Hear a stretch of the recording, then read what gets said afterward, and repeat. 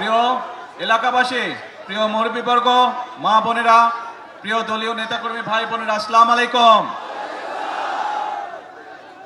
যতটুকু আমার মনে পড়ে, আমি আসার পরে চিন্তা করছিলাম, পরে দেখলাম সুমন সাহেব আর ইয়াসিন সাহেব ওনাদের বক্তব্যে কথাটা বললেন। সুমন সাহেব বললেন যে এই মাঠে 2001 সালের নির্বাচনের সময় আমি এসেছিলাম, সেদিন বোধহয় পুরো বরুড়াতে 8 থেকে 10টি জনসভা করেছিলাম এবং শেষ জনসভাটি খুব সম্ভবত আমি এই মাঠে করেছিলাম, সেটি ছিল সন্ধ্যার পরে, তাই না? সন্ধ্যার পরে ছিল বোধহয়, মন্ত্রী সাহেব, রাত্রি 11টায় ছিল সেই জনসভাটি। সেই জনসভা শেষ করে পরে আমি ঢাকা ফেরত গিয়েছিলাম। তো এখন কথা হচ্ছে, আসার সময় তো আপনাদের দাবি টাবি শুনলাম, আপনারা যে দাবিগুলা করছেন শুনলাম। এখন প্রিয় ভাই বোনেরা, এক মিনিট কথা শুনতে হবে তো, চিৎকার পড়লে কথা হবে লাভ নেই, তো চিৎকার পড়লে হবে না, আস্তে ধীরে সুস্থে ঠান্ডা হতে হবে। এখন এই যে আজকে তো আমি কোথায় যাচ্ছি জানেন? বলেন তো কই যাচ্ছে? চাঁদপুর। কেন যাচ্ছে? খাল খনন। আর কি? হ্যাঁ, ফ্যামিলি কার্ড। তার মানে 1 খাল খনন, 2 ফ্যামিলি কার্ড। আচ্ছা ভাই কোন তো, এই খাল খননের কথা কবে বলছি আমরা যে খাল খনন করব? নির্বাচনের আগে। ফ্যামিলি কার্ড মাদের হাতে সারা বাংলাদেশে 4 কোটি পরিবার আছে এবং প্রত্যেক পরিবারের হাতে ধীরে ধীরে আমরা ফ্যামিলি কার্ড পৌঁছবো। এই কথাটি কবে বলছিলাম? আচ্ছা, কবে? নির্বাচনের আগে। আরো তো আছে, কৃষক কার্ডের কথা বলছিলাম, মনে আছে? কৃষক কার্ড কি দেওয়ার কাজ শুরু করেছে? কবে বলছিলাম? নির্বাচনের আগে। তারপরে এখানে আসার সময় দেখলাম বিভিন্ন মসজিদ মাদ্রাসার ইমাম সাহেবদের, খতিব সাহেবদেরকে, তাদের ব্যাপারে একটা কথা বলছিলাম। বলেন তো কি বলছিলাম? আমরা বলছিলাম তাদেরকে আমরা সম্মানের ব্যবস্থা করব। সেই কাজও আমরা কি শুরু করেছি? সেই কাজও আমরা শুরু করেছি। বাংলাদেশে প্রায় 7,000 মসজিদ বলেন, মাদ্রাসা বলেন বা বিভিন্ন অন্য ধর্মের যেগুলো প্রতিষ্ঠান আছে, সেখানে যারা ধর্মীয় গুরু আছেন তাদেরকে আমরা রাষ্ট্রের পক্ষ থেকে সম্মানের ব্যবস্থা করেছি। তার মানে দাঁড়ালো কি, যেই কয়টা বললাম, আমরা দেশের মানুষকে বলেছিলাম খাল খনন করব, আপনারাই বললেন কাজ শুরু করেছি। দেশের মানুষকে আমরা বলেছিলাম আমরা মা বোনদের হাতে ফ্যামিলি কার্ড পৌঁছে দেব, সেটাও তো শুরু হয়েছে নাকি? আচ্ছা, দেশের মানুষকে আমরা বলেছিলাম আমরা কৃষক ভাইদের হাতে কৃষক কার্ড দিব, সেই কাজ শুরু হয়েছে? এখনো পুরোপুরি শুরু হয়নি, অল্প করে শুরু করতে হয় প্রথমে, কিন্তু শুরু তো হয়েছে নাকি? আচ্ছা, তারপরে দেশের মানুষকে বলেছিলাম যে ইমাম সাহেব সহ যারা আছে তাদেরকে আমরা সম্মানের ব্যবস্থা করবো, শুরু হয়েছে? দেখেন আপনারাই করলেন, সবগুলো শুরু হয়েছে। এরকম আরো কিছু কথা বলছিলাম। তার মানেটা দাঁড়ালো কে? তার মানেটা দাঁড়ালো বিএনপি জনগণের কাছে যেই ওয়াদা দেয়, বিএনপি সরকার পরিচালনার দায়িত্বে থাকলে সেই ওয়াদা বিএনপি পূরণ করে। আমি এখানে সেই 2001 সালের নির্বাচনে আমি বরুড়াবাসীর সামনে দাঁড়িয়ে বলেছিলাম যে বরুড়া আর আমার জেলা বগুড়া দুটো উচ্চারণ অনেক কাছাকাছি। আমি যেরকম আমার এলাকার উন্নয়ন দেখব, ইনশাল্লাহ আমি বরুড়ার বিষয়ে সহযোগিতা করব। কথা রেখেছিলাম আমরা সেই সময়। আপনাদের এখানে প্রচুর সেই সময় রাস্তাঘাট, স্কুল, কলেজ, ব্রিজ, কালভার্ট তৈরি হয়েছিল কিন্তু এলাকার মানুষের যোগাযোগের জন্য, সুবিধার জন্য। এখন প্রিয় ভাই বোনেরা, যেই কথাটি বলছিলাম, অর্থাৎ বিএনপি দেশের জনগণকে যেই কথা দেয়, বিএনপি চেষ্টা করে মানুষের সামনে সেই ওয়াদাটি রক্ষা করার জন্য। আমরা গত 16-17 বছর ধরে এই মুরব্বী নীল শার্ট, ঝগড়া করে শুধু মানুষটা। হ্যাঁ, এই তো বসে, এখন ঠিক আছে? হ্যাঁ, এই তো বসে গেছে। তা এখন মূল কথা হচ্ছে যে এই যে আমরা দেখেন গত 16-17 বছর আপনাদের ভোট দেওয়ার অধিকার ছিল দেশের মানুষের, ভোট মানুষ দিতে পারে নাই। কেউ যদি সরকারের বিরুদ্ধে কথা বলতো কি করত? গুম হয়ে যেত, মামলা হইতো, এসে ধরে লয়ে যেত, হইতো না? দেশের মানুষ 2024 সালে ছাত্র জনতার অভ্যুত্থানে যারা এসব করতো তাদেরকে এই দেশ থেকে বিতাড়িত করেছে। এখন আমাদের কাজটা কি? আমাদের মূল কাজ হচ্ছে আমরা আন্দোলন করেছি, সংগ্রাম করেছি, বাংলাদেশের মানুষ আন্দোলন করেছে, সংগ্রাম করেছে, বহু মানুষ শহীদ হয়েছে, বুকে তাজা রক্ত ঢেলে দিয়েছে দেশের মানুষের গণতন্ত্র প্রতিষ্ঠিত করার জন্য। আজ আলহামদুলিল্লাহ আল্লাহর রহমতে দেশে গণতন্ত্র প্রতিষ্ঠিত হয়েছে। আপনারা আপনাদের জনপ্রতিনিধি অর্থাৎ যারা এলাকার উন্নয়ন দেখভাল করবে, এলাকার রাস্তাঘাট হলো কিনা দেখভাল করবে, এলাকার মানুষ চিকিৎসা পেল কিনা দেখভাল করবে, এলাকার সন্তানরা শিক্ষা ব্যবস্থা ঠিকভাবে পাচ্ছে কিনা, স্কুল কলেজ হচ্ছে কিনা দেখভাল করবে, ব্রিজ কালভার্ট তৈরি করবে, মসজিদ মাদ্রাসার সংস্কার করবে, সেই সকল ব্যক্তিকে আপনারা নির্বাচিত করে সংসদে পাঠিয়েছেন, যারা এলাকার মানুষের কথা বলবে এবং এলাকার জন্য কাজ করবে। প্রিয় ভাই বোনেরা, এখন আমাদের সময় হচ্ছে দেশকে পুনর্গঠন করা। আমরা 1971 সালে যুদ্ধ করে এই দেশ স্বাধীন করেছিলাম। ঠিক একই সময় পৃথিবীর অনেকগুলো দেশ, আমাদের এই এশিয়া মহাদেশে অনেকগুলো দেশ সেই সময়ও স্বাধীন হয়েছিল, তার একটু আগে পিছে দিয়ে, কিন্তু সেই দেশগুলো আমাদের থেকে অনেক এগিয়ে গিয়েছে। আমরা এক বিরাট স্বৈরাচারের কবলে পড়েছিল এই দেশ, এই দেশের মানুষ। সেই স্বৈরাচার থেকে, কবল থেকে এই দেশকে, দেশের মানুষ মুক্ত করেছে যেভাবে ঠিক 1971 সালে হানাদার বাহিনীর হাত থেকে বাংলাদেশের মানুষ স্বাধীনতাকে ছিনিয়ে নিয়ে এসেছিল।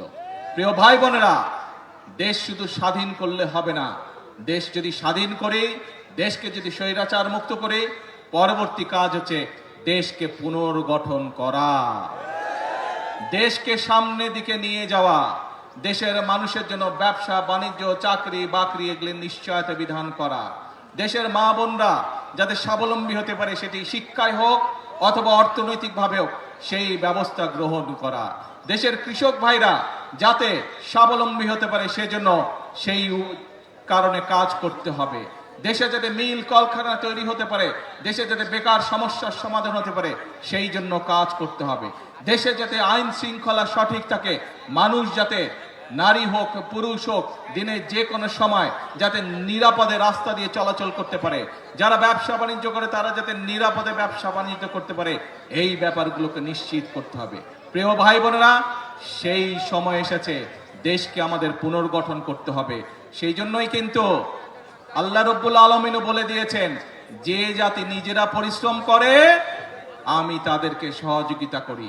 এবং সে কারণেই কিন্তু বিএনপি সব সময় একটি কথা বলে থাকে, করব কাজ সবার আগে। এই জন্যই আমরা এই কথাটি বলি। প্রিয় ভাই বোনেরা, যে কথাটি দিয়ে শুরু করেছিলাম, এখন হচ্ছে আমাদের দেশ পুনর্গঠনের পালা। কিন্তু দেশ পুনর্গঠন আমরা একা, সরকার একা পারবে না। এই আপনারা কারা? বাংলাদেশের কি হন আপনারা? আমার সামনে যে হাজার হাজার মানুষ কি হন? বাংলাদেশের, বাংলাদেশের নাগরিক। এই দেশটা কাদের? অর্থাৎ বাংলাদেশের মানুষের, জনগণের। জনগণ হচ্ছে এই দেশের মালিক। প্রিয় ভাই বোনেরা, সেজন্যই মালিক যখন নিজে দায়িত্ব নিয়ে তার দেশের দেখভাল করে, তখনই দেশ সামনের দিকে এগিয়ে যায়। এবং মালিক আজ দায়িত্ব দিয়েছে বিএনপি নামক একটি রাজনৈতিক দলকে বিগত 12 তারিখের নির্বাচনের মাধ্যমে। কারণ আমরা আমাদের যে সকল পরিকল্পনা বাংলাদেশের মানুষের সামনে নির্বাচনের আগে উপস্থাপন করেছিলাম, দেশের মানুষ 12 তারিখের নির্বাচনে সেই ম্যানিফেস্টোকে, সেই পরিকল্পনাকে সমর্থন দিয়েছে এবং বিএনপিকে সরকার গঠনের সুযোগ দিয়েছে। প্রিয় ভাই বোনেরা, এবং সেজন্যই আপনাদের কাছে যে সকল ওয়াদা আমরা দিয়েছিলাম, সেই ওয়াদাগুলো পর্যায়ক্রমিকভাবে আমরা বাস্তবায়নের কাজ শুরু করেছি। কারণ এই যে আপনারা যে দেশের মালিক জনগণ, জনগণের সমর্থন বিএনপির সাথে আছে। যে জনগণ দেশের মালিক, সেই জনগণের সহযোগিতা বিএনপির সাথে আছে। যেই জনগণ দেশের মালিক, সেই জনগণের আস্থা এবং বিশ্বাস বিএনপির উপরে আছে। এবং সে কারণেই প্রথমেই যেই কথাটা বলেছি, বিএনপি অতীতেও যতবার দেশের মানুষের সেবা করার সুযোগ পেয়েছে, দেশের মানুষকে যে সকল ওয়াদা করেছিল, বিএনপি তার সর্বশক্তি দিয়ে চেষ্টা করেছে সেই সকল ওয়াদা পূরণ করার জন্য। ইনশাআল্লাহ বিগত 12 তারিখের নির্বাচনের আগে আমরা যে সকল ওয়াদা দিয়েছি, পর্যায়ক্রমিকভাবে আমরা একটি একটি করে পর্যায়ক্রমিকভাবে সেই ওয়াদাও পূরণ করব। এখন প্রিয় ভাই বোনেরা, আসার সময় আমি দেখলাম সবাই স্লোগান দিচ্ছে, কি চাই? কুমিল্লা বিভাগ। ঠিক আছে,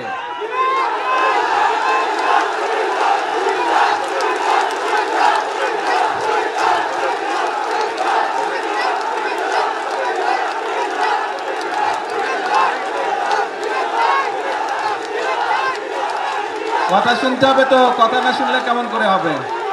কথা কি বলি শুনতে হবে তো মনোযোগ দিয়ে। এই দাবিটি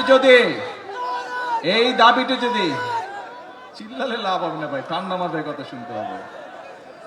এই দাবিটি যদি জনগণের দাবি হয়ে থাকে ইনশাল্লাহ তাহলে সেটির বাস্তবায়ন হবে।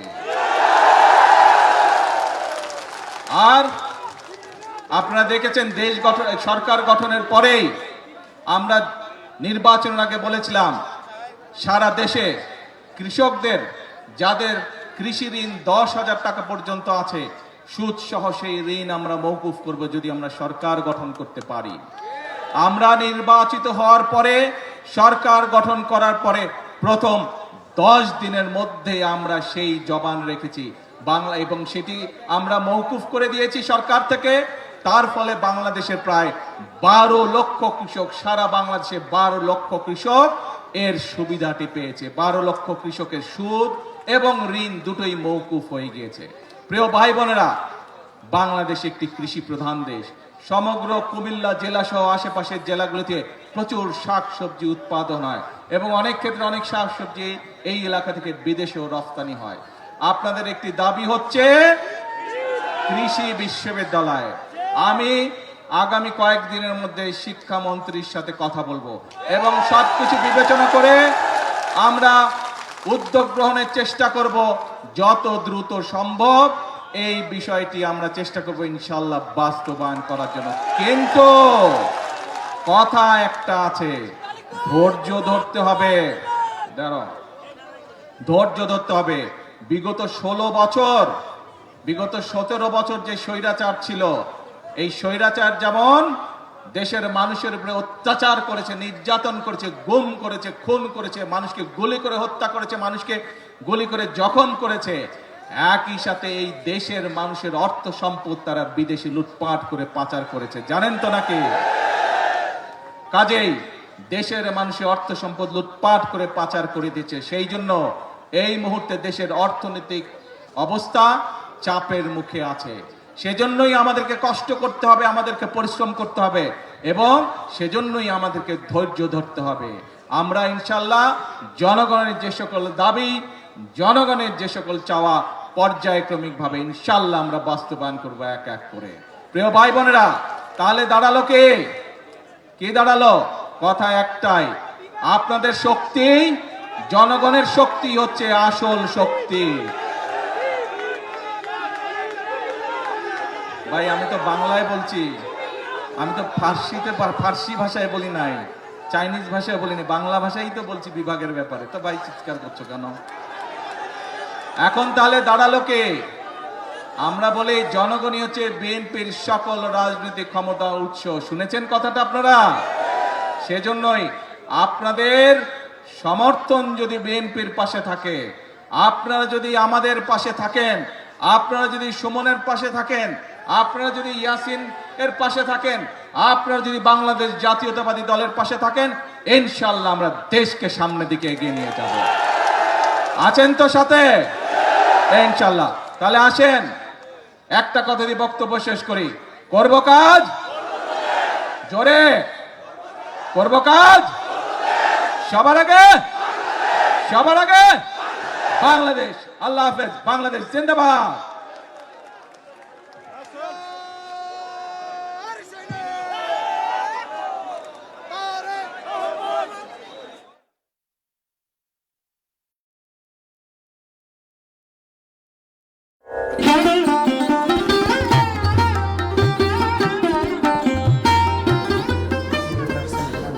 স্যার, ঋণটা খুব দরকার, বন্ডায় সব শেষ, আবার